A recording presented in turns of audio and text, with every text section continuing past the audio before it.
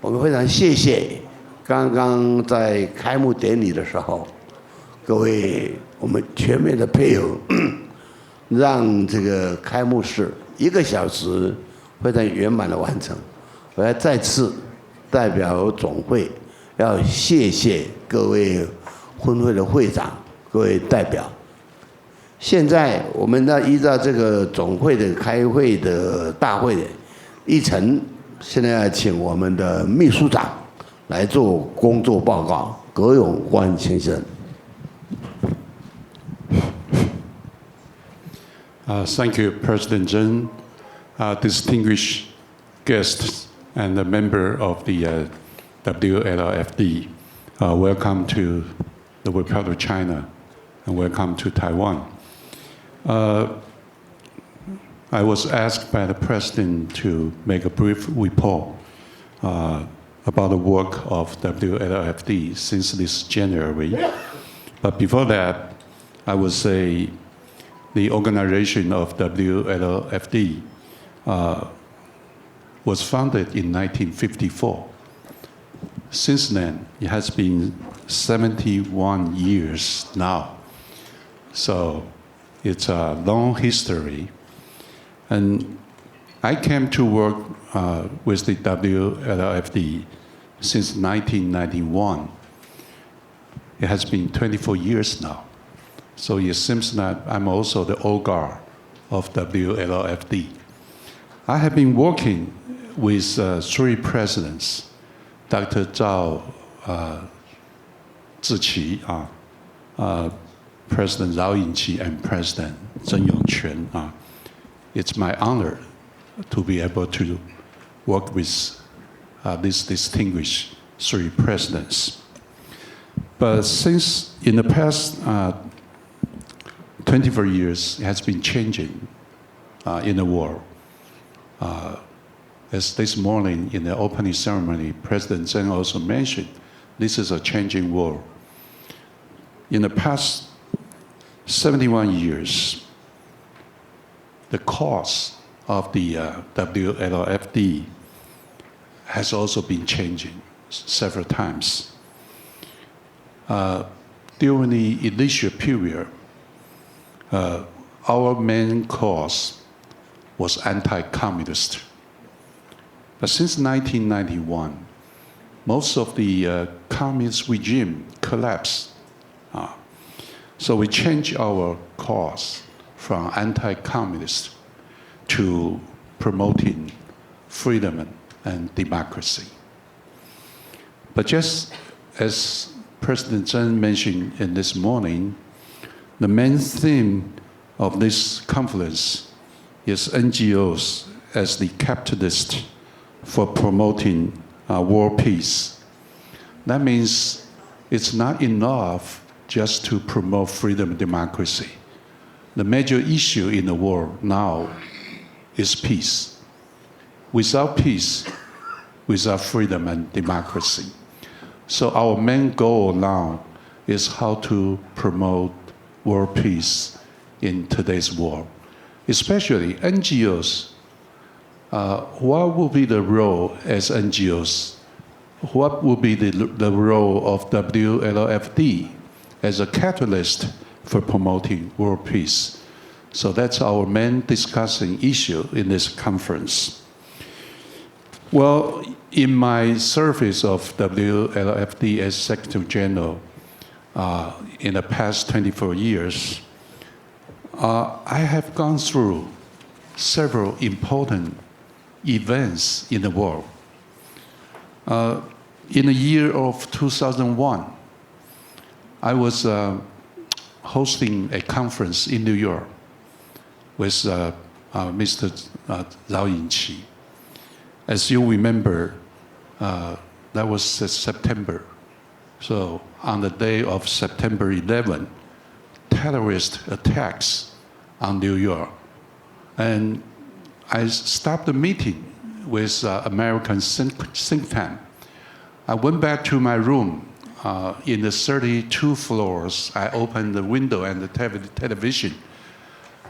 I saw on the TV one airplane hit the World Trade Center. And a moment later, I also witnessed the collapse of the Twin Tower of World Trade Center. We were caught for 1 week in New York, trying to get out of the New York and try to escape from New York, but didn't work. After China Airlines, the first airline, landed in New York, we took the first plane to escape from New York. But at that time, we realized terrorist attack is a major problem for the world at that time. In the year of 2015, we were in Nepal and experienced a magnitude 10 earthquake. We were there to establish a chapter of Nepal and donate 2 schools to the Nepali primary school. But we experienced a magnitude 10 earthquake. Again, we tried to escape from Nepal. The third event I personally participated in was in UN NGO conference. Originally, we, without any problem, participated in UN NGO conference. We hold the ROC passport to get in the New York UN headquarters. But later, when China entered into the United Nations, we began to be boycotted by the Chinese government officials.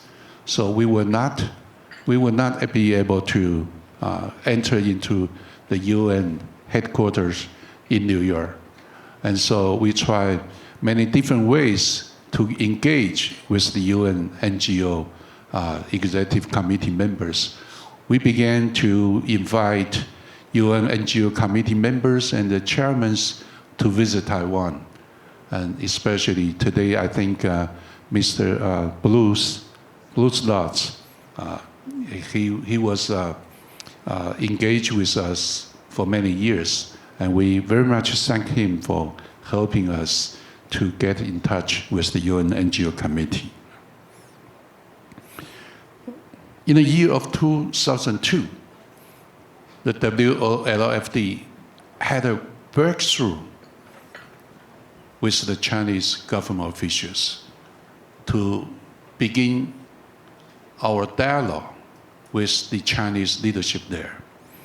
In the year of 2002, I arranged a meeting between the then President Rao Ying-chi and the then Vice Minister Chen Qi-sheng to meet in Beijing. We talked about the concept of democracy in both sides. What would be the difference of socialist democracy and the Western concept of democracy in Taiwan? Through this kind of dialogue and communication, we realize it's very important to have a mutual exchange because it gave us a very good opportunity to communicate with the Chinese leader, to make them realize what would be the Western concept of democracy. Even though we couldn't change them in one night, but realize in recent years, through this kind of a dialogue and change and communication, we can gradually change the Chinese society. So we think dialogue and the communication and the mutual exchange is very important to build peace, not only between Taiwan and China, but also in the world today. It's very important. Right now, I would like to briefly report the work of WLFD since this January. On January 23rd, 2025, WLFD held the World Freedom Day celebration in Taipei under the theme Freedom and Democracy, Prosperous Economy, World Peace.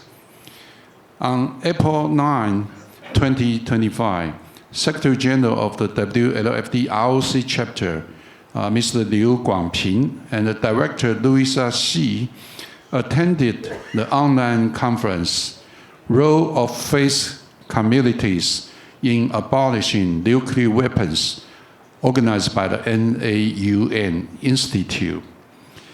On April 25, 2025, WLFD Vice President Zheng Yongquan, Secretary General of the WLFD ROC chapter Liu Guangping, and Director Louisa Xi jointly participate in a virtual conference hosted by the UN ECOSOC affiliated NGO working group on transnational values, faith, perspectives, and global governance.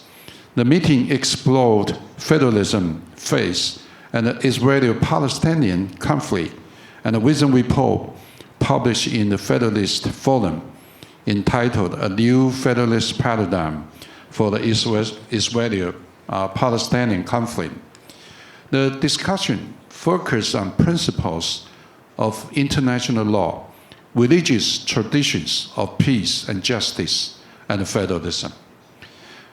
On February 27, 2025, a six-member delegation from the Alliance for Vietnam's Democracy, led by Dr. Chuan Quang Hong, visited WLFD and paid a courtesy call on President Zheng Yongquan.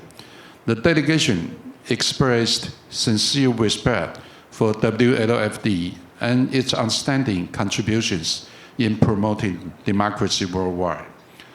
On May 5th, 2025, Joseph Xu, President of the WLFD Guam chapter, together with former Guam Senator Marcel Chemical, paid a courtesy visit to President Zheng Yongquan.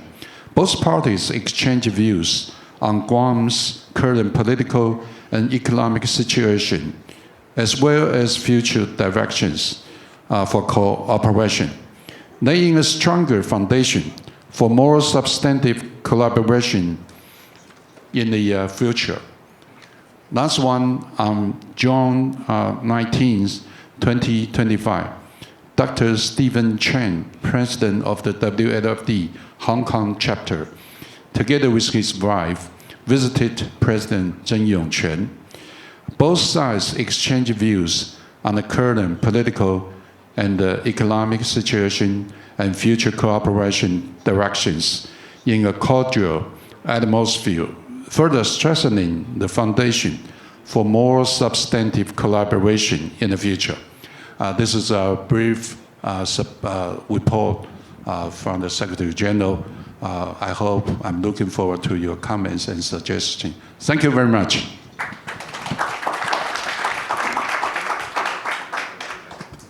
Now we would like to invite Dr. Park from Korea to make a keynote speech.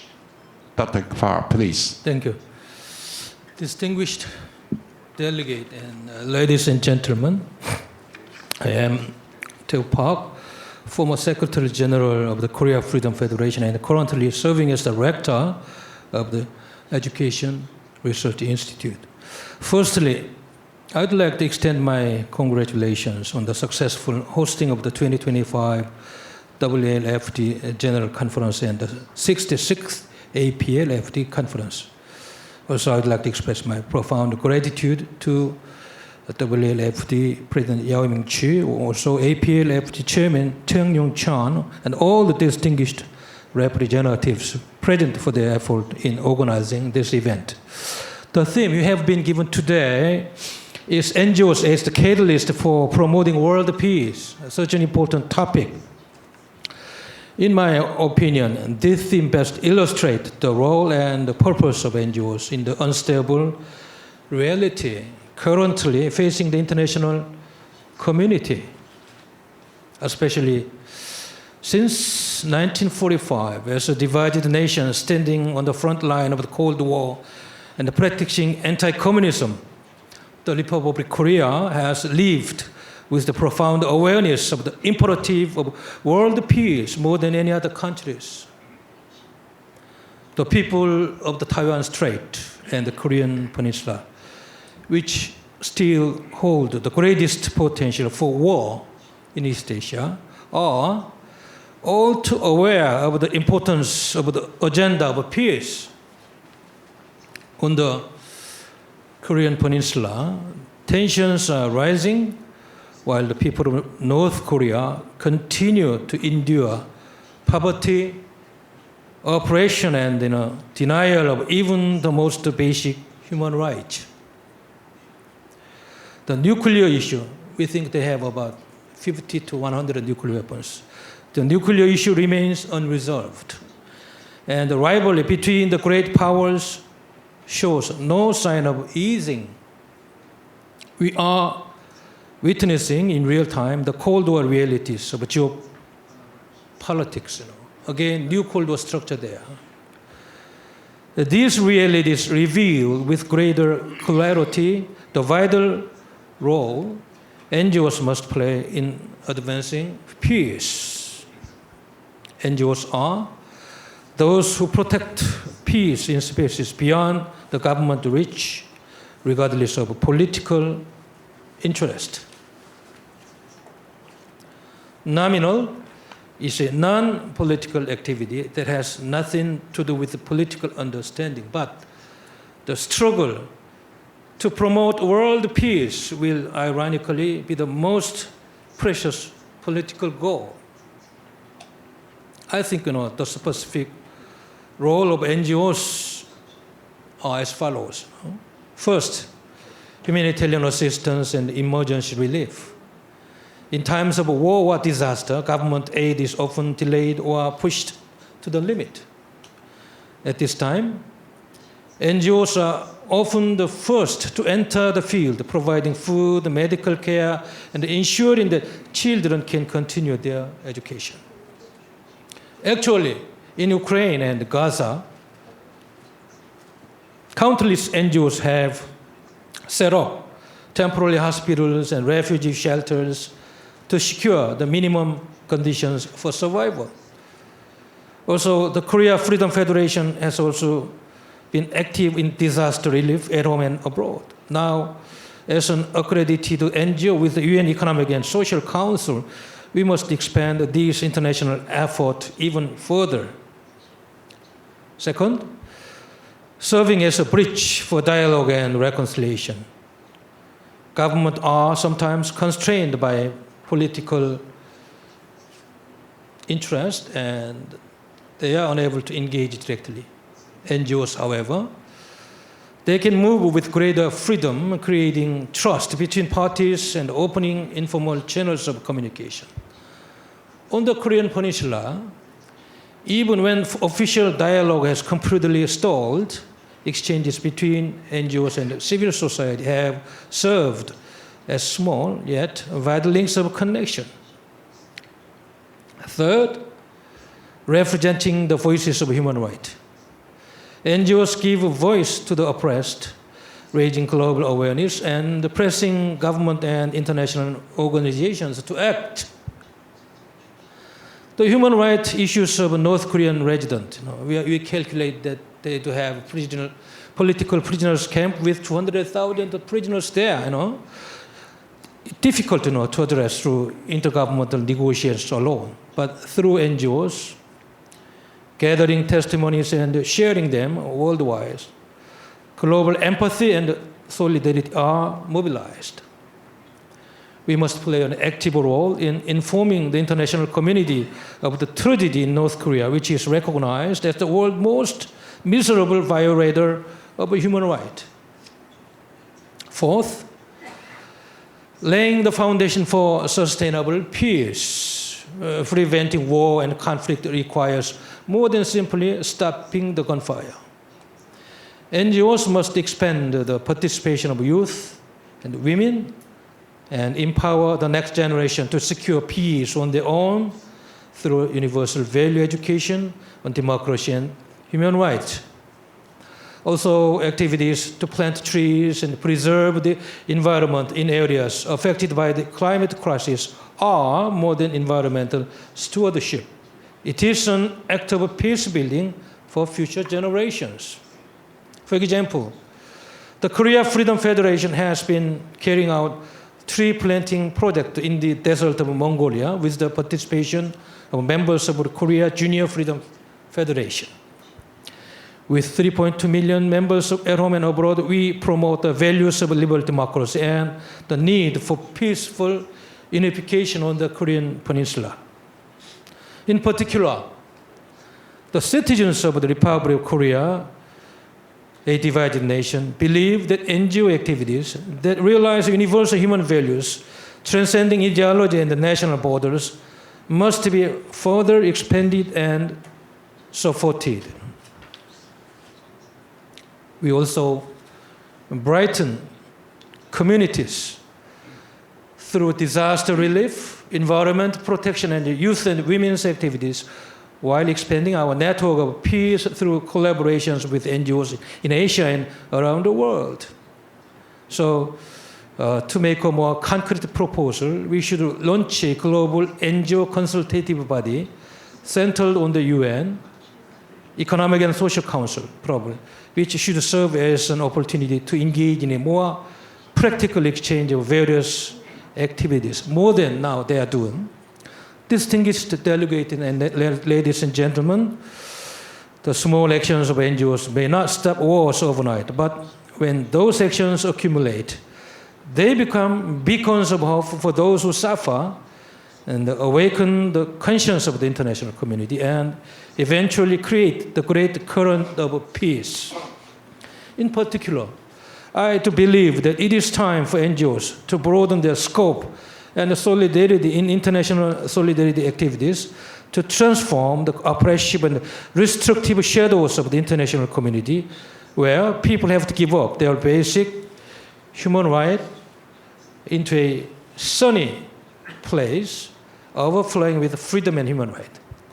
They must secure a larger budget. They must deploy more personnel to elevate their status.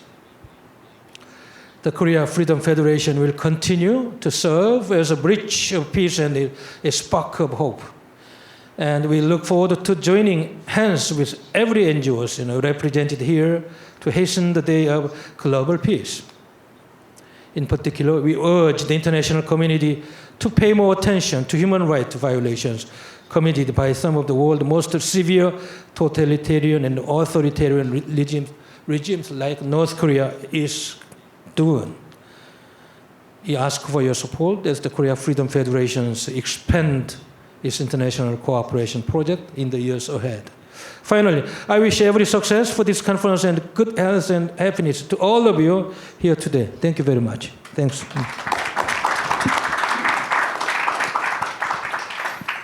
Thank you, Dr. Park. He just mentioned that the Korea Freedom Federation will also like to serve as the bridge of peace. This is the concept used by President Chen. In recent times, he always promoting the idea of NGO as a bridge of peace. So we wish you the Korean Freedom Federation's success in this regard. Next, we would like to have a chapter repose. First, we'd like to invite President Andrew John Clark Nanderyu, the president of the Australian chapter, to make a report. Thank you. Good morning, everyone, and it's lovely to be back in Taipei. Such a beautiful city. Thank you. I can hold it. It's okay. Thank you, Secretary General, and thank you very much, Dr. Park, for your very interesting remarks. Thank you very much to the League for your generous hospitality. It's an honour and a privilege to be here on behalf of the Australian chapter. There is no doubt that NGOs could have a vital role in promoting peace around the world. Politicians and bureaucrats don't have all the answers to every question. But like Lord Rogan, I am a little sceptical about what some of them, whether some of them achieve the things that they say they intend to achieve. In saying that, it must be acknowledged that that NGOs do an incredible amount of good in the world, from the most disastrous, terrible situations to even in the streets of our richest cities, like my hometown in Melbourne, where groups like the Salvation Army, which Australians in our way call the Salvos, feed the hungry and take care of people who've sort of fallen through the cracks of society. Those examples of goodness are really inspiring. But in examining the role of NGOs in supporting the quest for peace, I think we have to look at some uncomfortable truths about some of them, particularly some of the human rights advocacy organisations. One of them in particular, Amnesty, which has done a lot of good since it was founded in Britain decades ago, but I would say has been sort of hijacked by people with a very single-focused agenda, particularly about Israel and the Middle East. And they don't spend the time and attention they ought on the humanitarian crises that really do warrant a lot more attention. So in Sudan, North Korea, the incredible oppression of women throughout the Arab world, or the plight of the Uyghurs and Tibetans. Championing human rights and the plight of prisoners of conscience should be their only focus, I think, and to do so consistently anywhere and everywhere. By contrast, beyond NGOs, sometimes individuals can make a huge impact. And the one that comes to mind is a remarkable fellow called Bill Browder, who pretty much single-handedly initiated a global campaign for what are referred to as Magnitsky laws, which basically allow, in particular, Western governments to impose financial sanctions and travel restrictions on foreign government officials who've abused human rights in their own country or have engaged in sort of systematic and widespread corruption. It's quite an amazing story because Browder was a reasonably comfortable billionaire living in London. He'd sent one of his employees, had one of his Russian employees, I should say, in Moscow imprisoned by the Putin regime because they were fearful that he was exposing corruption at the highest level. Browder was committed to ensuring that Sergei Magnitsky's name was not forgotten, and the Magnitsky laws are a powerful testament to that. I would say that efforts like his, and indeed efforts like the League itself, point to a deeper truth, which is that the path to peace runs through freedom and democracy, not through compromised institutions or authoritarian shortcuts. We say this unambiguously and proudly, that stability, the stability that democracy brings is the strongest foundation stone for global peace. Authoritarian states may appear more stable than democracies at times, particularly in these testing times, but they are inherently erratic and unstable in ways that we often cannot see until they finally collapse, as the Soviet Union demonstrated to all of history. Taiwan stands as living proof of democracy's strength and peace's promise. On the front line of freedom, this island democracy has evolved and thrived despite relentless external pressure. Taiwan is the frontier of freedom, where democratic values face their greatest test and prove their enduring power. Despite these threats, Taiwan's democratic transformation to vibrant pluralism shows that freedom, not force, creates lasting stability and the best platform for prosperity as well. The Australian chapter of this movement embodies these principles in action. Following our successful reconstitution, we continue to grow, surpassing our initial modest targets for membership. This growth demonstrates, I hope, Australians' appetite for principled advocacy on behalf of democratic values, at home and abroad. Our Australia Day celebration this year at the farm of our generous patron Albert Dadon brought members from all across Australia, and we were honoured by the attendance of representatives from Taiwan's Melbourne office sharing the occasion with us as well. Operating as the Australian Friends of Freedom and Democracy, we continue engaging young activists through our partnership with the Australian Taiwan Club, which is led by my friend, the former Victorian Cabinet Minister, Luke Donnellan. But perhaps most powerfully and recently, when an act of evil political violence claimed the life of US commentator and campaigner Charlie Kirk at a university in the United States just a few weeks ago. One of our members at the University of Queensland organised a vigil that drew 1,000 people to the campus on a quiet Sunday night. With candles burning brightly against the darkness, young voices delivered moving speeches, some who agreed with Charlie Kirk, some who didn't at all, but all united in opposing political violence and expressing faith that democracy resolves our greatest questions with ballots, not with bullets. Universities, of course, remain contested spaces where fundamental questions about freedom, academic integrity, and democratic solidarity are debated all the time. Yet that candlelit gathering, I think, proved that when individuals choose principle over partisanship, when they refuse to let cynicism extinguish hope, that they can light flames that illuminate the path forward. As we prepare for strong Australian representation at next year's conference, our younger members, many now in leadership roles within the chapter, stand ready to carry this mission forward. They understand that peace is not the absence of conflict, but the presence of justice, secured through democratic means. They know that freedom defended is peace preserved, and that democracy's promise shines brightest when individuals have the courage to stand for what is right, regardless of the cost.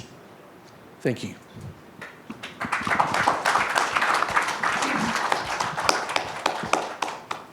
Thank you, Mr. Landeryu, for your excellent report.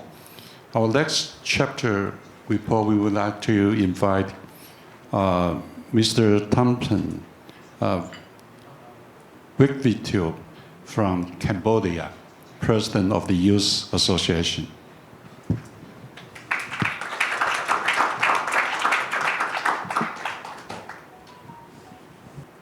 Good morning, dear Mr. Vice President, WFD, Secretary General, WFD, Secretary General of APLFD, Mr. Wu, Secretary General of KFF of Korea. My name is Thompan Ravitu. I'm President of the Youth Cambodia. I'm very happy to be here, that every year invited by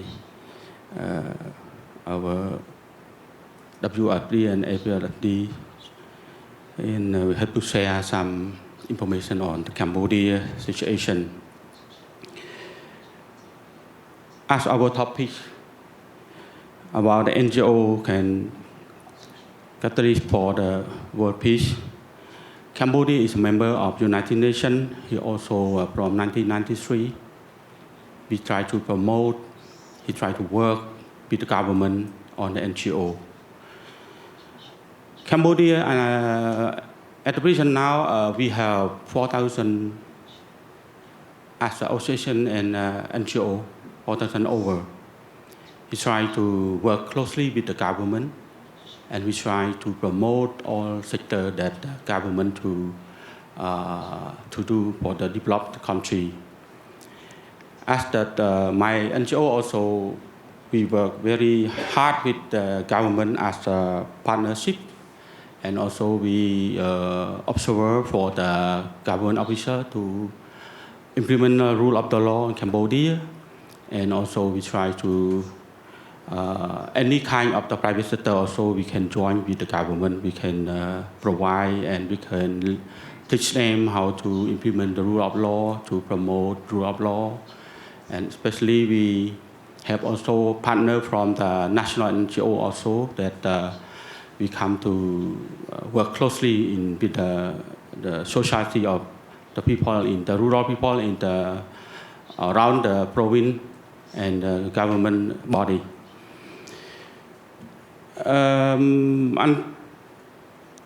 Until now, I would like to share you some information between Cambodia and Thailand. We have a little bit complex that around the Cambodia border and Thai border.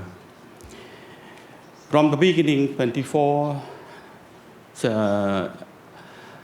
last month we have a problem, conflict, shooting by Thailand to the Cambodia territory, and also they use, high weapon, and he shoot a lot of big, the F-16, and also we use air force also to bomb in Cambodia land, and also he shoot, the Pravihir temple is also under the world already. He's still shooting and destroy many temples in Cambodia too. But now my government also, they still keep and call, and we work closely with our Friendship International to writing the report to all the country power to know what is the Thailand act to Cambodia. And Cambodia, he tried to respect the ceasefire. Until now, we still keep a long until the, we have observer from ASEAN. We have a general from ASEAN that assigned by the president of ASEAN. They come to observe at the border. And they come to appear what is the problem to the power country, especially for the United States. Mr. Trump, also he know about that. The China president also he know that, and other countries that they very power also he know about the Thai aggressive to Cambodia. I'm very sorry about this happened to Cambodia and Thailand conflict. On behalf of NGO, we try to work, we try to negotiate with the Thai associate and Thai civilian that to know each other about, this conflict because of they want to access the land Cambodia. He talked for a lot, but my country also, we try to work and we try to negotiate and we try to respect all the rule of law, of the international rule of law, and also we respect very important for ceasefire.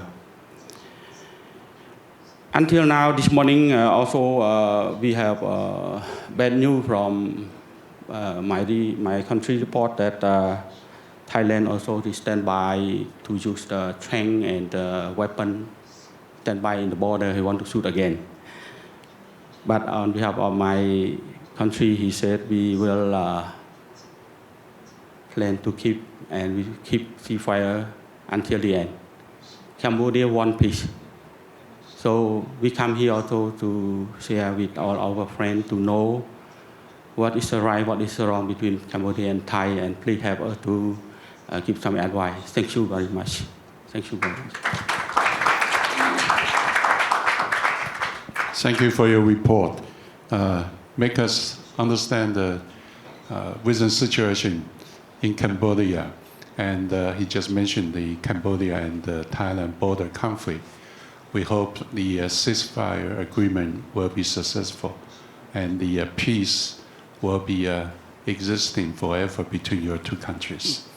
Well, next chapter report, we'd like to invite Honorable Tina Rose Mafia Bandes from Guam. He is a senator, Guam legislature, and also former speaker, Guam legislature. Please welcome.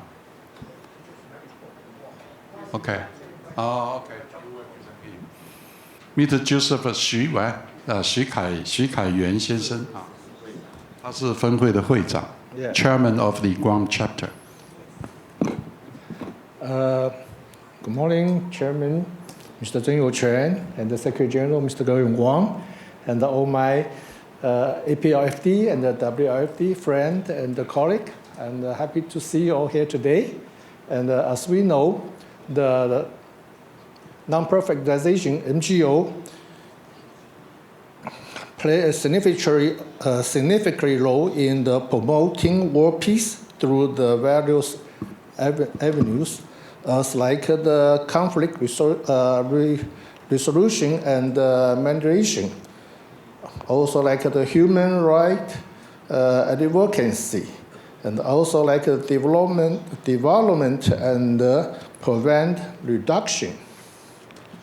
Also, the peaceful education and awareness, the humanitarian and assistance and the environmental protection.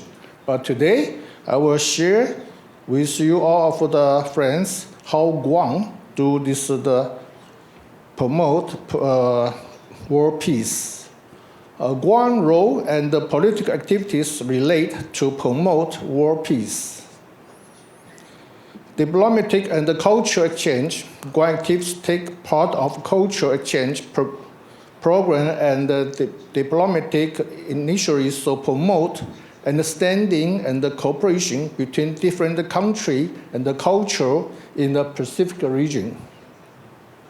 For the humanitarian aid and the disaster relief, Guam serves as a staging area for humanitarian aid and disaster relief operating in the region as countries affected by natural disaster and conflicts.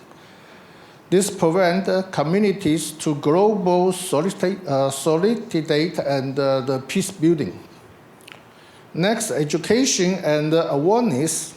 Education institutions and communities organizations in Guam organize events and programs to raise awareness about global issues such as peace, human rights, and sustainable development. This initially aims to empower individuals and become active global citizens. As of a peace building and initially, Guam support peace building initially as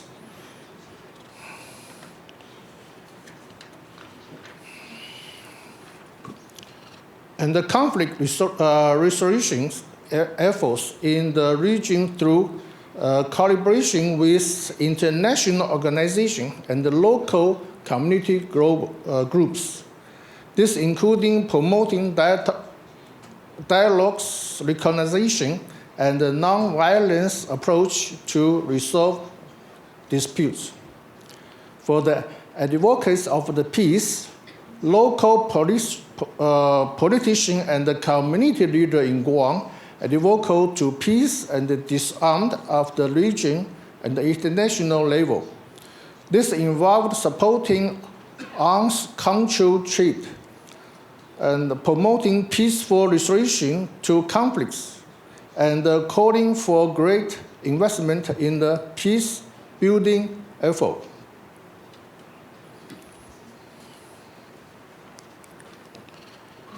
In the conclude, I will show you how Guam's important to region safe in the Pacific cannot be overstated. First is the strategy location. Guam's local location in the West Pacific Ocean makes it a critical hub for military cooperation, disaster response, and maritime security. U.S. military presence.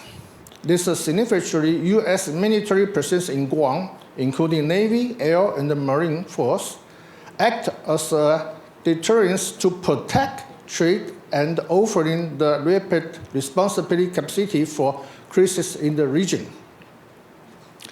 For forward operation base, Guam serves as a forward operation base for U.S. force, allow for quick deployment of personnel and equipment to address security challenges,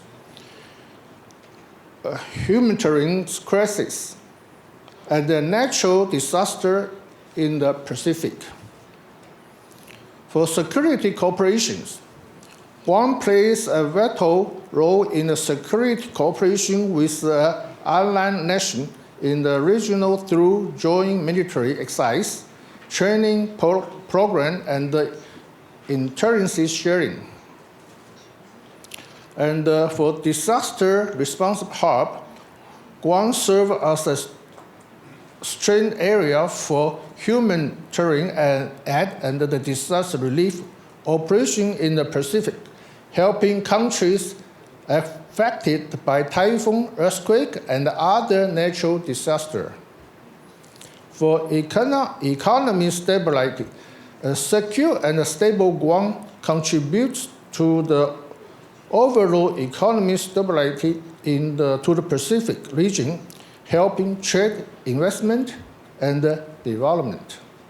And the last, monetary and surveillance.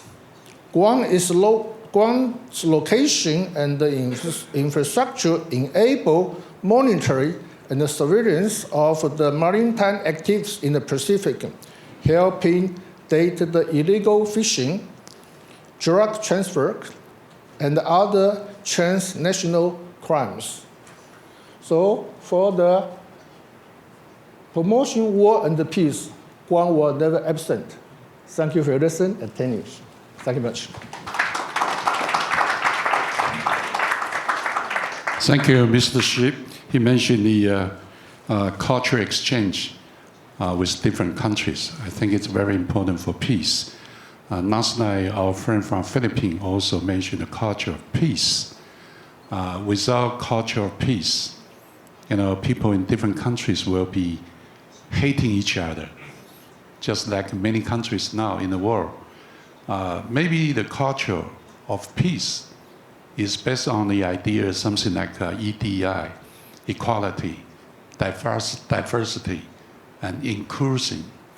But now in the US, President Trump abandoned this idea, causing a lot of conflict within the United States. So that may be an example for us to consider. Our next chapter report, we'd like to invite Mr. Steve Chen from Hong Kong. He's the president of Hong Kong chapter.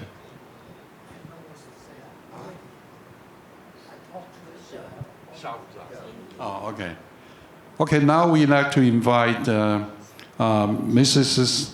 Romia Sabharwal from India, right? She's the Secretary General of the Indian chapter, chairman of the Indian chapter. Good morning, Mr. Chairman, Council Chairman, Secretary General, distinguished guests, members of APLFD, WLFD, ladies and gentlemen.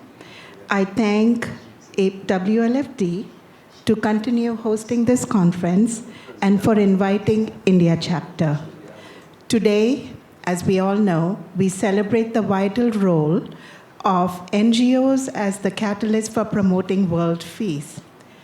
In 1989, His Holiness, the 14th Dalai Lama, Tenzin Gyatso, stated in his Nobel Prize lecture that peace, in the sense of absence of war, is of little value to someone who is dying of hunger and cold. Peace can only last where human rights are respected, where people are fed, and where individuals and nations are free. In simple words, peace belongs to countries that have happy people. To promote peace, a government in any country, whether overpopulated or not, must achieve effective governance by ensuring the equitable distribution of resources and social services to its citizens, because excessive population can widen gaps in a country's day-to-day quality of life, thereby creating chaos. Chaos can lead to political instability, economic burdens, and public health crises.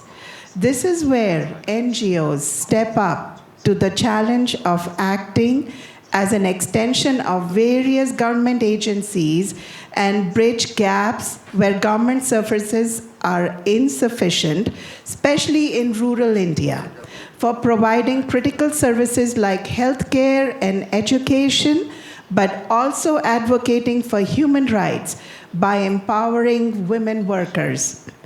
As the world's most populated country, with a growing population of over 1.4 billion people, Indian government relies heavily on various NGOs to help manage the strain on its social services, resources, and infrastructure. NGOs across India celebrated the International Day of Peace yesterday on September 21st by participating and organizing events that promote peace, such as distributing food, clothing, and hygiene kits, and by launching campaigns to spread happiness and raise awareness about the value of peace in Indian society. Educating children is an important cornerstone for NGOs. It was an NGO that convinced the Indian government to integrate the peace curriculum into schools known as Teaching Peace. Teaching peace in Indian schools involved promoting nonviolence, conflict resolution, and social cohesion through value-based education and cultural activities as supported by the National Education Policy of 2020. It teaches student skills to resolve conflicts peacefully, respect human rights, and cooperate with others, fostering a culture of peace. As of 2024, India has approximately 3.3 million NGOs, but only about 164,000 NGOs are actively operational in India. This decrease in active NGOs is because lack of monetary funding due to strictly regulated Foreign Contribution Regulation Act, which is known as the FCRA in India. Under the FCRA, an NGO can only receive foreign donations with prior permission from the Indian Ministry of Home Affairs, which can be delayed by several months. In 2020, Indian government added new compliance burdens and required all NGOs to revalidate their registrations. In 2023, the FRCA was amended again and banned sub-granting of smaller NGOs, thereby cutting off funds. Recently, in May of 2025, FCRA was amended again, requiring more detailed financial disclosures and introducing new requirements for affidavits, certifications to align with the International Standards of Financial Action Task Force, which is the global money laundering and terrorist financing watchdogs. Since inaugurating his second term on January 20, 2025, President Trump has deepened collaboration with Indian Prime Minister Narendra Modi to encourage non-profit efforts across India. This alliance prioritizes channels that advance education and universal liberties, resonating with conservative principles of self-reliance and family-centric growth. Despite the burdens that NGOs face in India, these organizations build the foundations for peace by addressing the underlying issues that feed conflict, such as poverty, inequality, and social injustice. I thank APLFD for supporting Indian chapter, my NGO Asia Pacific Foundation, with the support of Navjawan Welfare Association in Delhi. We continue to educate people about freedom and democracy. We shall continue to fight for human rights and assist in promoting a more peaceful world. Last but not least, I wish Taiwan a happy National Day coming on October 10, and everyone a peaceful, healthy 2026. Thank you. Namaste. Thank you, Madame Ramillo. We realize that because of the tariff war, the United States and India disagree with each other. We hope you work out well. Next chapter report, we'd like to invite Mr. Fischer from Germany. He's the former member of BAMSTEC and now the president of WLFD, German chapter. Please, Mr. Fischer.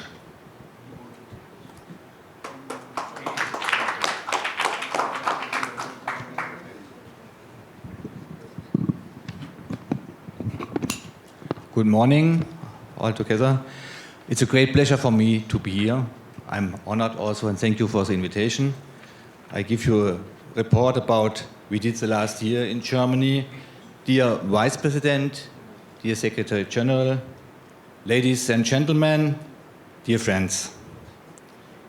In 2025, the next Mayor Award ceremony for the Freedom and Democratic Prize was planned. It is awarded every 4 years in Berlin. We were currently preparing for this important event and are already talking about possible winners. Following the collapse of the federal government and resulting early federal elections in the beginning of this year, the award ceremony had to be postponed until 2026. So we will have it next year. On Monday, the 5th of May, the WLFD were present at the Inspiring May concert in Berlin, organized by the Embassy of Taiwan. And on Thursday, the 26th June, the German-Taiwanese Symposium took place in the Taiwan Culture Hall of the Taipei Mission. The topic was a new challenge facing German-Taiwanese relations against the backdrop of the changing global situation and the federal election in Germany. We spoke also about the WHO and the situation for Taiwan. We don't accept the situation we have now, and we support what Lord Rogan said this morning, that Taiwan has to participate at the WHO, and what we can do to support it, we will do. Thank you. Thank you, Mr. Fischer. Our WLFD Berlin conference, Mr. Fischer gave us a lot of help and assistance.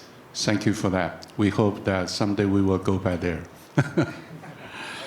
Our next chapter report, we would like to invite Honorable Muhammad Abdullah to make a chapter report. He's a vice president of the Malaysian chapter, also former senator of Malaysia Parliament. Please. Dr. Je Yong Kwang, Mr. Secretary General. Honorable Seng Yong Chuan, Vice President, WLFD, fellow delegates, ladies and gentlemen. Malaysia, today I'll give my country report, as I've already touched on the subject matter yesterday. Malaysia officially assumed the role of ASEAN chair in 2025, beginning of the year, with the theme inclusivity, and sustainability, focusing on enhancing regional cooperation, championing open and inclusive frameworks, and supporting economic integration through the priority economic deliverables (PED). The 46th ASEAN Summit, Second ASEAN Gulf Cooperation Council Summit, and ASEAN GCC China Summit were held in Kuala Lumpur in May this year. From 26 till 28 October next month, Malaysia will host the 47th ASEAN Summit, poised to be the largest ever. More world leaders are expected in Kuala Lumpur this time. Besides the 10 ASEAN countries, leaders from Australia, Canada, China, the EU, India, Japan, New Zealand, South Korea, Russia, and the United States have confirmed participation. Ladies and gentlemen, the 10th Prime Minister of Malaysia took over the leadership of the country from 23rd November 22. There has been an unprecedented transformation for Malaysia with correct and forward-looking priorities and leadership on economic stability, social progress, and elevated international role and presence and relations. Anwar's reputation as a globally recognized figure has boosted Malaysia's standing. In gatherings such as ASEAN, APEC, and the United Nations, he has actively promoted peace, fairness, and global equality and justice in the global governing system and fostered collaboration among nations. He had certainly been in top form as he recently brokered a ceasefire between Thailand and Cambodia, orchestrating a diplomatic breakthrough, and it was a huge test for him, but he managed to pull it off magnificently. And today we heard from our brother in Cambodia about the current latest situations, and we do pray for the situation to cool down and let's take a better process ahead. Malaysia continues to send solidarity with the people of Palestine, and the only viable path to lasting peace and stability in the Middle East is through the establishment of an independent and sovereign state of Palestine. Malaysia will use the opportunity of its meeting with the United States President Donald Trump at the coming 47th ASEAN Summit to reiterate the country's stand on the Gaza issue and on the Israel's attack on Qatar recently. Anwar Ibrahim had affirmed that ASEAN, as ASEAN chair, Malaysia is committed to bringing the voice of solidarity with Palestine to the regional platform in order to draw the attention of major world leaders. With that, I conclude my presentation for today. Thank you very much. Thank you, Honorable Mr. Abdullah, for your excellent report. Our next chapter report, we would like to invite Honorable Mr. Haweji from Mexico. He is the Mexico chapter president and former Secretary General, Government of Chihuahua, Mexico. Please, Haweji. Thank you, Mr. Chairman. In Mexico, the rise of power of a populist ideological movement inspired by the Castro Chavista models from Venezuela and Cuba has resulted in a series of reforms that culminated in the effective capture of the federal parliament at this moment. Through various decrees and legislative amendments, the regime has systematically dismantled the remaining vestige of democratic opposition.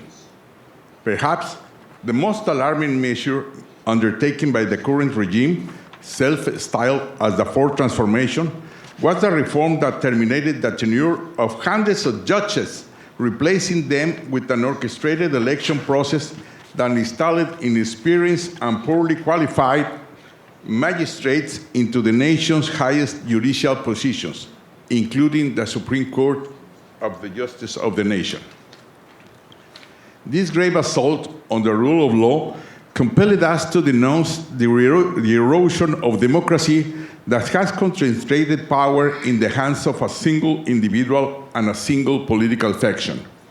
In response, we collaborated with two distinguished justices and a former Attorney General of the Republic in a series of initiatives and public forums aimed at resisting the cooptation of the judiciary with the ultimate goal of restoring courts to their true mission, serving the people and delivering justice grounded in respect for human dignity. We also provided voluntary professional support in judicial proceedings to safeguard the rights of families, municipalities, and vulnerable individuals. A special emphasis was given to the issue of abortion, which has significantly impacted demographic growth in certain regions of the country, without the state providing sufficient support for women who either by choice or by circumstance are compelled to undergo such procedures. In this endeavor, we were invited to participate in the establishment of the Mexican chapter of the International Law Liberty Society. This provided the opportunity to exchange ideas and reaffirm shared values of the League with its president, James Kelly III, as well as with United States Judges Elizabeth Branch and Britt Grant. At the invitation of Vice President Diana Lee, we also attended, together with members of the Taiwanese community in Mexico, a reception in honor of Ambassador Ivan Lee on the occasion of his recent appointment to our country. With full conviction and with our recognized NGO, we fully support the proposal made by our Vice President, Mr. Sheng, last night to make a clear statement to add aid for peace in those regions in conflict. Thank you very much. Thank you, Mr. Howard, for your support and your excellent work report. Next chapter report, we'd like to invite Mr. Jiang Wu to make a chapter report for the New Zealand. He is the chairman of the New Zealand chapter. Please.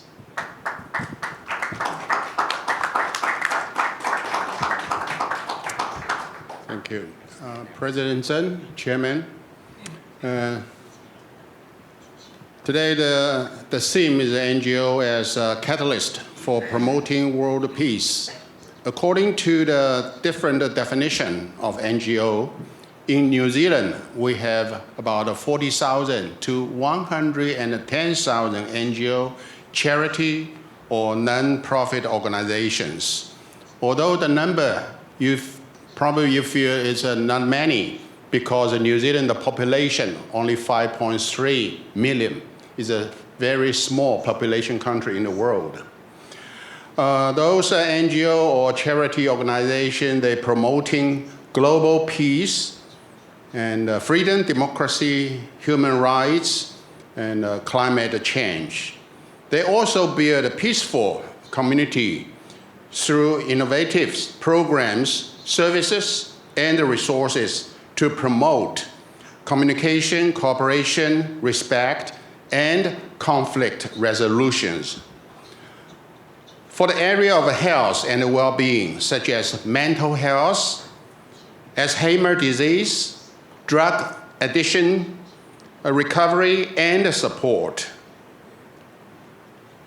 A peace, community, country, even the world need a foundation of the family with a peace and happiness.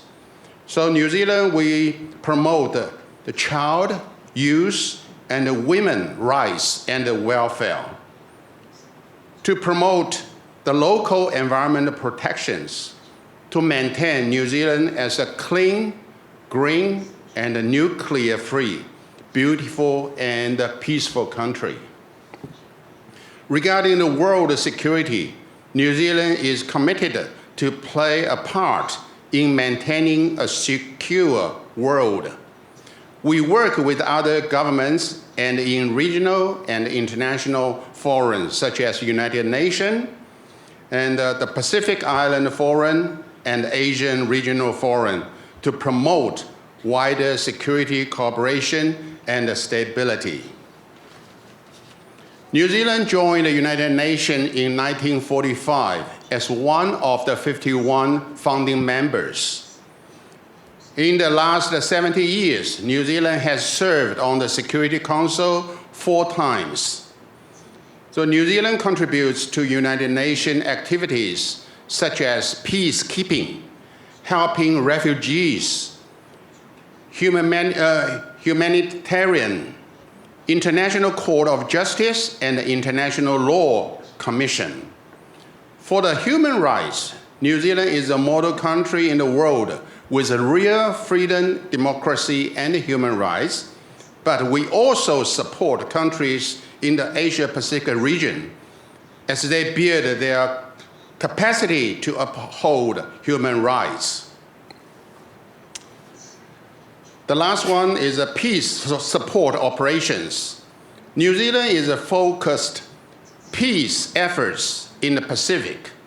Many of our Pacific neighbors face chronic social, economic, environment, and governance stress that make them fragile in terms of potential conflicts.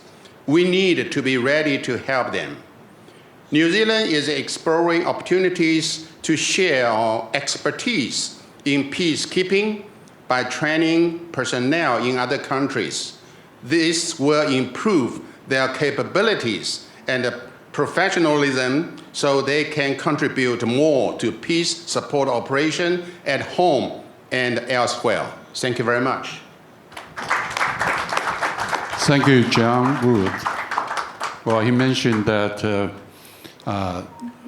to use family as a foundation of peace, building peace. That also means education is very important for creating the culture of peace. Thank you very much. Our next chapter report, we would like to invite Mr. Rolando Hongo from Philippines. He is the president of Philippine chapter. Welcome.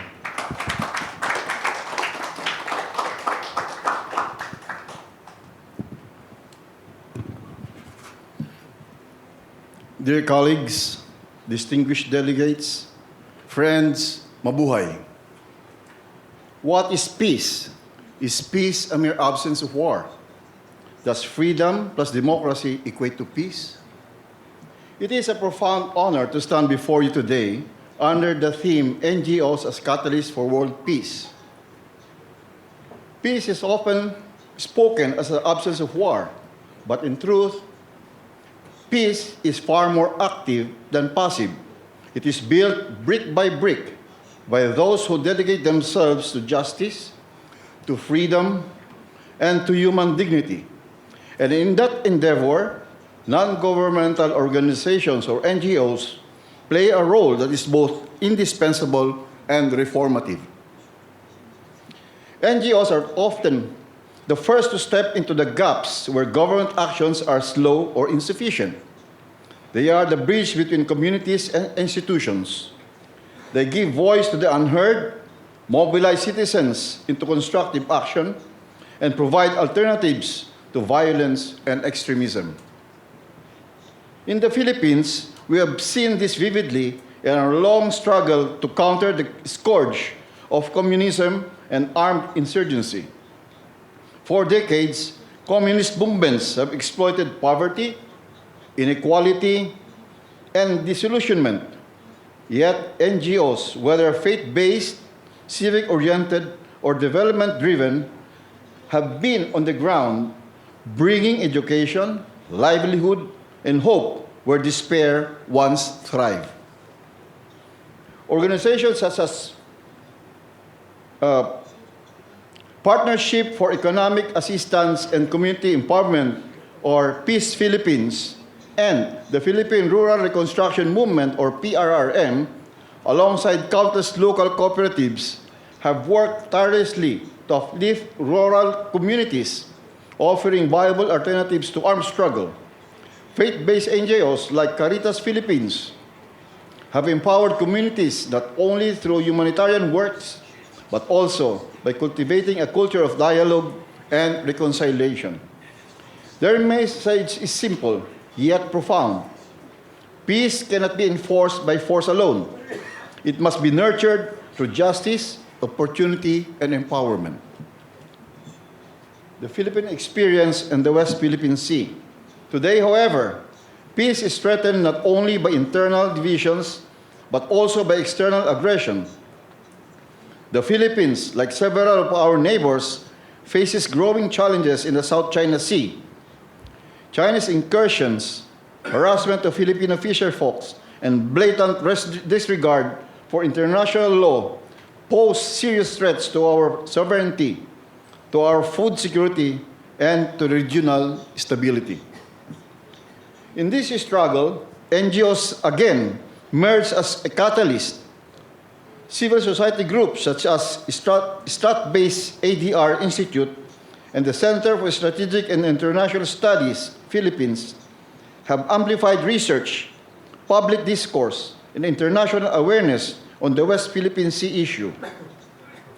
Grassroots organizations like the Alyansa ng mga Mangingisda ng Pilipinas or Alliance of the Philippine Fisherfolks have defended the rights of fisherfolks, ensuring their stories reach both policymakers and the global stage.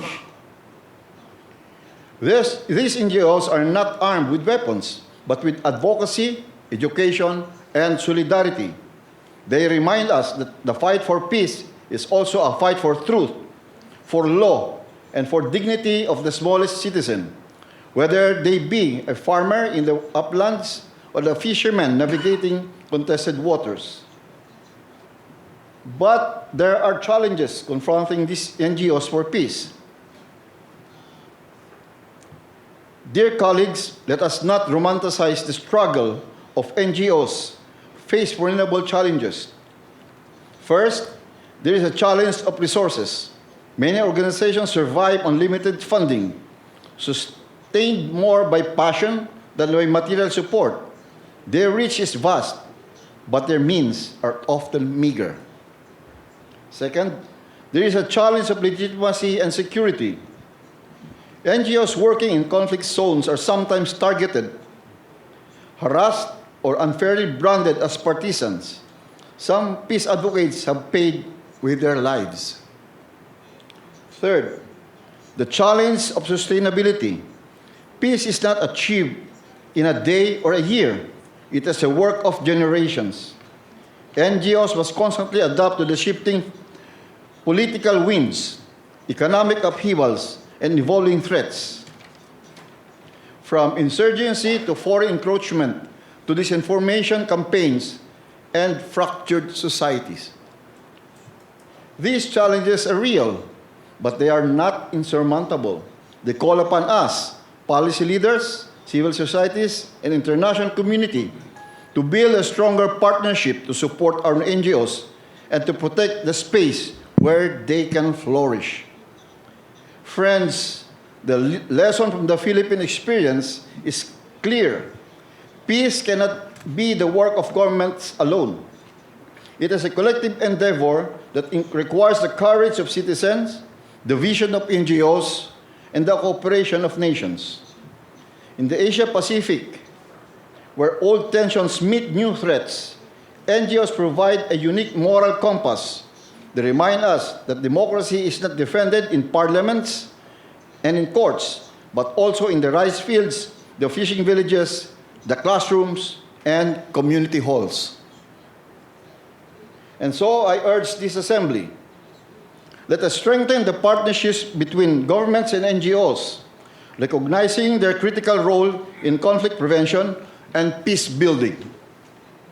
Let us equip NGOs with resources, training, and protection so they may continue their mission without fear or hindrance. Let us unite in defending the rule of law, especially in our West Philippine Sea and beyond, standing with those who seek peace, not through domination, but through justice and dialogue. Allow me to close with a thought that history is shaped not only by the great powers, but also by the quiet persistence of ordinary people, teachers, farmers, community leaders, and yes, NGOs that choose peace over violence. As long as there are NGOs committed to human dignity, as long as there are citizens willing to labor for peace, there will always be hope that freedom and democracy will prevail in our regions, in our world. Together, let us be catalysts not only for world peace, but for the future where the Asia-Pacific and the rest of the world is defined not by conflict, but by cooperation, not by fear, but by freedom. Let us all be together in building a culture of peace. Thank you, and may peace guide our shared journey. Mabuhay. Thank you, Mr. Horncourt. The last but not the least importance of the chapter we posed, we'd like to invite Honorable Lowell Rogan from England. He's the President of the UK chapter, also Deputy Speaker, House of Lords of the United Kingdom. Welcome, Mr. Rogan.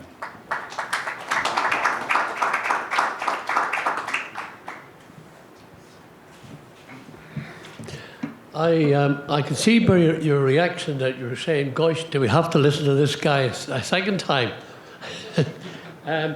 But I won't keep you long for your I won't keep you very long from your lunch. My remarks are only 20 minutes. Ladies and gentlemen, it has been another remarkable year in UK politics, with the Labour government on the ropes, fighting against the tide of populism,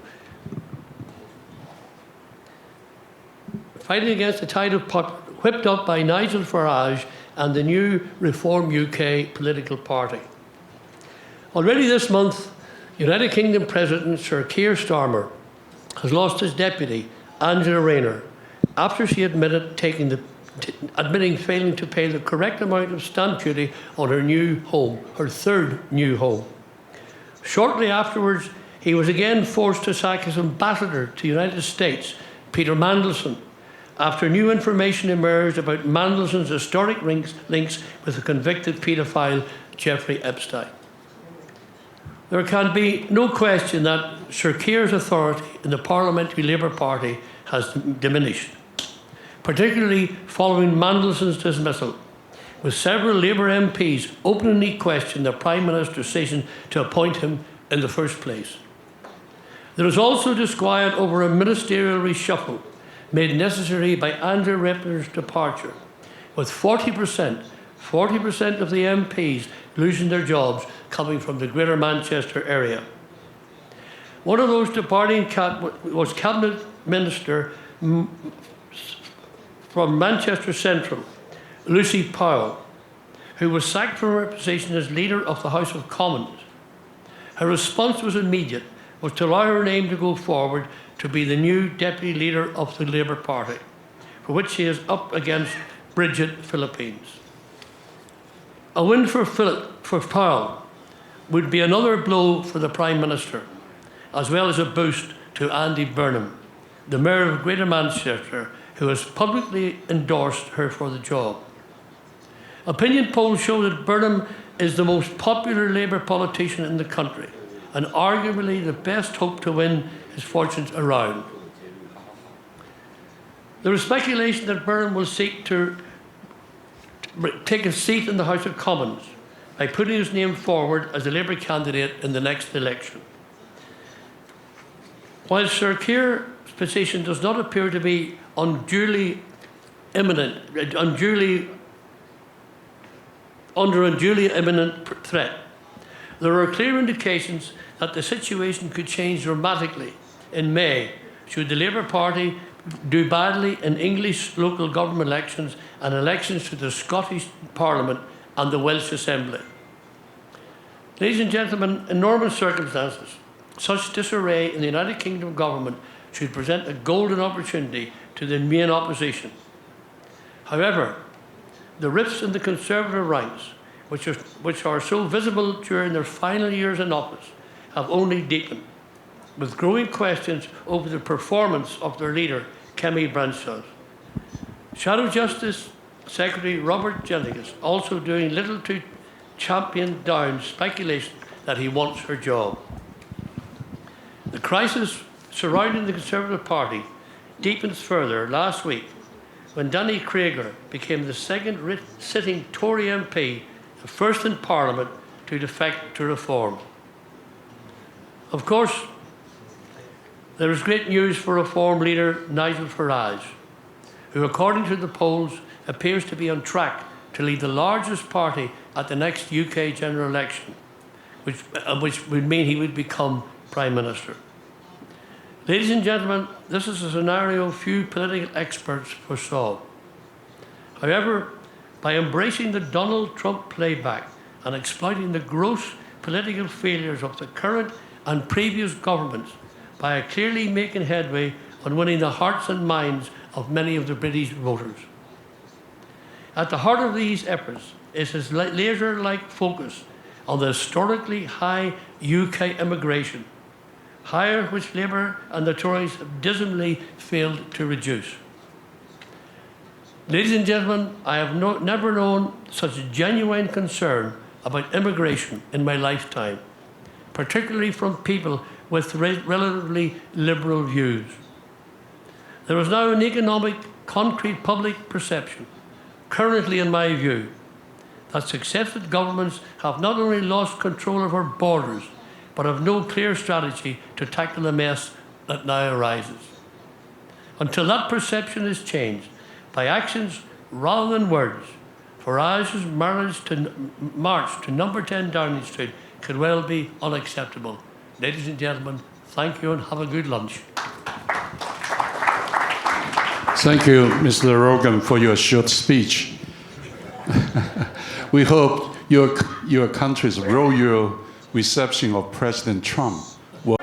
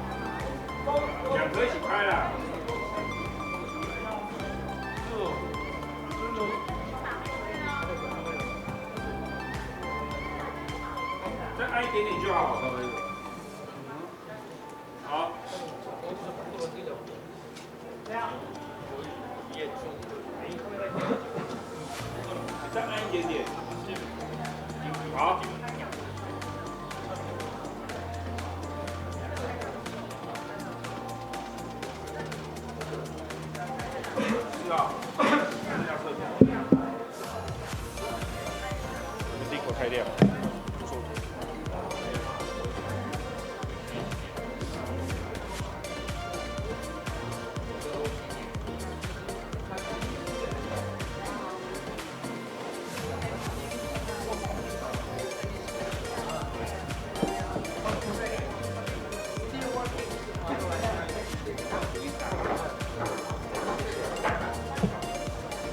对，它舞台上比较舒适。对对对，四肢。